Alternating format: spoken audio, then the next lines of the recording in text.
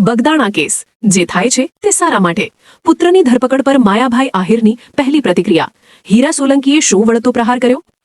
બગદાણાના પૂર્વ સરપંચ નવનીત બાલધિયા પર થયેલા જીવલેણ હુમલા પ્રકરણમાં પોતાના પુત્ર જયરાજ આહિરની ધરપકડ બાદ ગુજરાતના પ્રખ્યાત લોક સાહિત્યકાર માયાભાઈ આહિરે આખરે મૌન તોડ્યું છે છેલ્લા 2 દિવસથી પુત્ર જેલના સળિયા પાછળ છે ત્યારે મહુવા નજીક યોજાયેલા એક જાહેર કાર્યક્રમમાં માયાભાઈએ શ્રીમદ ભગવદ્ ગીતાનો સંદર્ભ આપીને પોતાની સ્થિતિ સ્પષ્ટ કરી હતી દુનિયાએ નોંધ લીધી કે મને મૌન રહેતા આવડે છે મહુવાના તાવેડા ખાતે ક્ષત્રિય વણાર આહિર યુવા મંડળ દ્વારા આયોજિત સમૂહ લગ્નમાં હાજરી આપતા માયાભાઈ આહિરે હળવાશથી પણ ગંભીર સુરમાં કહ્યું હતું કે દુનિયાએ એ વાતની નોંધ લીધી છે કે મને બોલતા તો આવડે છે પણ સાથે સાથે મને મૌન રહેતા પણ આવડે છે તેમણે વધુમાં ઉમેર્યું કે તમે જોઈ શકો છો કે હું એકદમ ફ્રેશ છું હું ગીતામાં માનનારો માણસ છું જે થઈ રહ્યું છે તે બરાબર થઈ રહ્યું છે જે થયું તે પણ બરાબર હતું અને જે થશે તે પણ સારા માટે જ થશે તેમણે મહાભારતના યુદ્ધમાં અભિમન્યુના મૃત્યુનો પણ સાંકેતિક ઉલ્લેખ કર્યો હતો